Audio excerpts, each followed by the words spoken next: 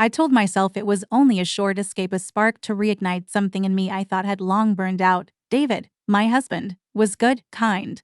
The kind of man who made coffee every morning before I woke up, who rubbed my back when I couldn't sleep. But somewhere between routines and unspoken silences, we stopped seeing each other. We became placeholders. So when Ethan messaged me out of the blue, Ethan, my reckless college love, the one who made my heart race and my parents furious, I didn't delete the message. I answered. At first, it was innocent, catching up, reminiscing. But then he said it, "Come away with me, Clara. Just you and me. A weekend, no questions, no past. Just the now." I laughed when I read it, shut my phone off, walked back into the kitchen and kissed David on the cheek. He smiled, called me honey like he always did. And I felt nothing. That night, I reread Ethan's message. Something stirred. Not just lust, not even love, just the ache of being wanted. Not needed, wanted. 2 days later, I told David I was going on a girls' trip to the coast. I smiled, packed light, wore the red dress he once said made me glow. As I boarded the plane, I held down his contact on my phone and pressed silence notifications. I told myself it was just for the weekend, but when I saw Ethan waiting at arrivals, tall, sun-kissed, smirking like nothing had changed, I didn't feel shame. I felt alive. Like I was slipping into an old dress that still fit.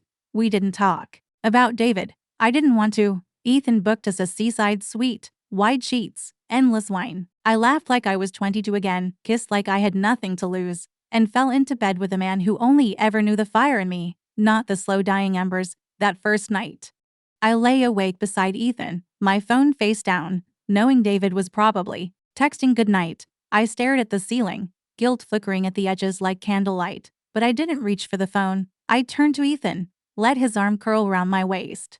Told myself I'd deal with the rest later. Whatever part of me had been sleeping, it was wide awake now. Ethan's world was all sunlight and sun, rooftop cocktails, laughter too loud for the hour, a hand on my lower back like I still belonged to no one. We walked through markets and kissed in alleyways.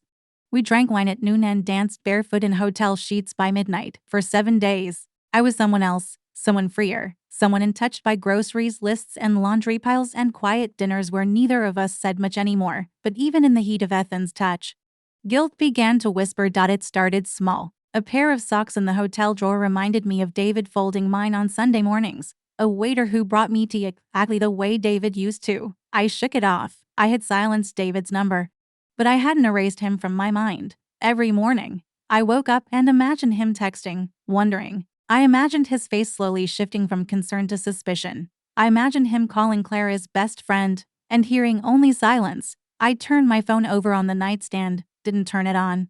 I couldn't risk it. Not yet. On day 4, Ethan asked, "You okay?" I smiled, lied, never better. And maybe I meant it in flashes. When he kissed the back of my hand in public, when he looked at me like I was still magic. But there was an edge to the freedom now, a tinge of something sour under the sweetness. Every time he turned away, I pictured David sitting in our living room, waiting for a message that wouldn't come. Still, I didn't stop. I leaned harder into Ethan. I kissed him longer. I ordered another round. The 6th night, I woke up from a dream. David had been in it, standing at the foot of a cliff, calling my name. I couldn't move, couldn't speak, just watched him disappear. I sat up, heart pounding, and stared at the black screen of my phone. For a second, my thumb hovered over the turn back on button, but I didn't press it. Instead, I whispered, "Just one more day. Just one more day to be this version of Clara. Then I'd face the storm." That's how I justified it. How I delayed the consequence. I told myself love could wait, even if it was already gone. The moment the plane touched down, my stomach turned to stone. I turned David's number back on before we even taxied to the gate. No missed calls, no texts, just silence. I told myself he was asleep, or mad, or giving me space. But when I stepped into the house, I knew something was wrong. It was too clean, too quiet. Not our usual clutter of jackets by the door, or his shoes kicked off by the couch.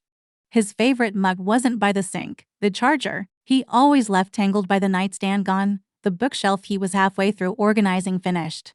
The air felt hollow, like someone had cleared it of memory. I dropped my bag, called out, "David." Nothing. I checked the bedroom, drawers open but not messy, clothes missing. His cologne, The little notes he used to leave in my jewelry box. Gone? All of it. Panic. Rose. Not loud, but steady. I rushed to the kitchen. No note on the fridge. No voicemail on the machine. Then I saw it propped against the coffee pot. A white envelope. My name in his handwriting. Clara. My hands shook as I opened it. I waited 3 days before I started packing. I told myself maybe you were hurt. Or stuck. Or trying to find your way back to us. But on day 4, I stopped lying to myself. You chose silence. You chose him. I'm not angry. Just tired. I gave you every quiet part of me. And you still wanted noise. So I'm letting you go. I'm worth more than being shut out. I hope he gives you what I could in single quotes t. Goodbye. I don't know how long I stood there. The room spun. The floor blurred. He didn't yell. He didn't curse. He didn't beg me to stay or ask why I did it. He just left.